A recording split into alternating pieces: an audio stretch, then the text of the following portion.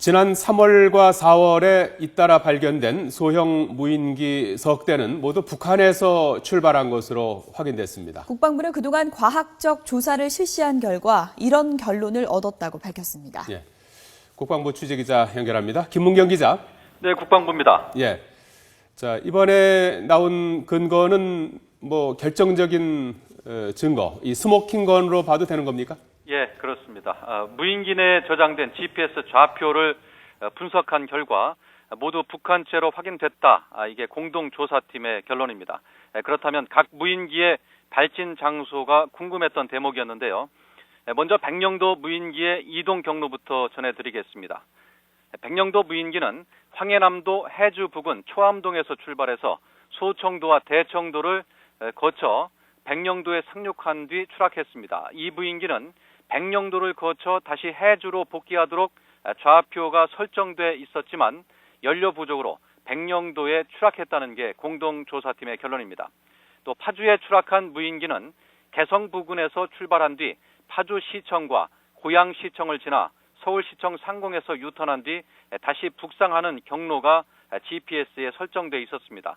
이 과정에서 청와대의 일부가 사진에 찍히기도 했는데요. 연료가 연소되지 않은 채 파주에서 발견된 점으로 미뤄 엔진에 이상이 생겨 추락했다는 게 조사팀의 결론입니다. 마지막으로 삼척에서 발견된 무인기의 발진 장소는 강원도 평강 부근입니다. 이 무인기는 화천과 춘천을 거쳐 남하한 뒤 산해와 근남을 거쳐 북상하도록 좌표가 설정돼 있었습니다. 하지만 복귀하는 과정에서 방향을 잃고 춘천에서 150km 정도 떨어진 삼척까지 날아가 연료 부족으로 추락한 것으로 파악되고 있습니다. 한미 공동조사팀은 백령도와 파주에서 발견된 무인기의 비행 계획과 사진 촬영 경로가 일치했지만 삼척에서 발견된 무인기는 사진 자료가 최초 발견자에 의해 모두 지워진 관계로 비행 계획과 일치하는지는 확인할 수 없었다고 밝혔습니다. 국방부는 이 같은 결론을 내린 근거로 무인기 서억대 내에 저장돼 있던 발진 지점과 이동 경로, 복귀 지점에 이르는 좌표를 모두 언론에 공개했습니다. 네, 공동조사팀이 과학적 조사를 거쳐서 북한에서 왔다는 결론을 내렸다고 하는데요. 그동안 어떤 방식으로 조사가 진행됐습니까? 네, 조사 방식은 생각보다 간단했습니다. 무인기 내에 저장된 GPS의 좌표 분석이 관건이었는데요. GPS를 여는 순간 좌표 등이 모두 깨져버리는 방식이 이 무인기에 도입됐을 경우가 가장 큰 문제였습니다. 이럴 경우 북한제로 추정만 할 뿐 과학적 증거를 얻기가 쉽지 않았을 텐데요. 다행히도 그런 방식은 이 무인기에 사용되지 않았다는 게 조사팀의 설명입니다. 국방부는 이처럼 GPS의 민감성을 고려해서 지난달 14일부터 한미 공동조사 전담팀을 구성해 조사를 해왔습니다. 조사팀은 이렇게 그동안 CPU, 중앙처리장치에 내장돼 있던 GPS 분석에 매달려 왔는데요. 특히 무인기 부품에 한국과 미국, 일본과 중국, 체코 등 여러 부품이 사용된 사실도 밝혀내고 관련국의 협조를 의뢰하기도 했습니다.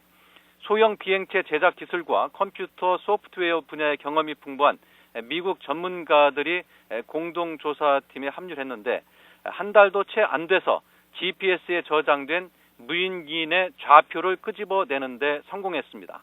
이런 가운데 이 무인기와 유사한 중국제 무인기가 잇따라 발견되면서 북한의 소행에 더욱 무게를 더했습니다. 자, 김문경 기자.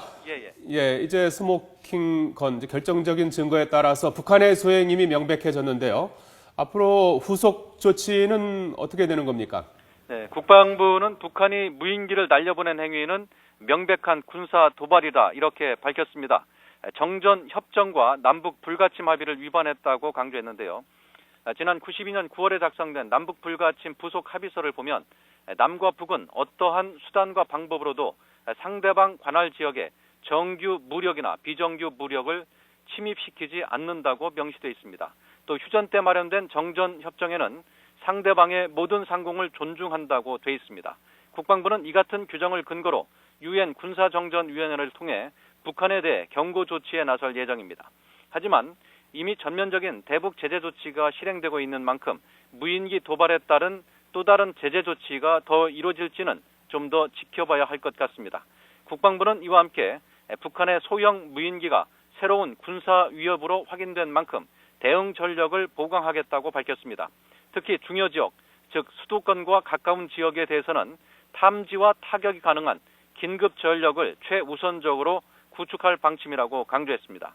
국방부가 이렇게 무인기는 북한 소행이라는 최종 결론을 내렸지만 북한은 이를 부인할 것으로 예상되는 만큼 이를 둘러싸고 당분간 대결 국면이 불가피할 것으로 보입니다.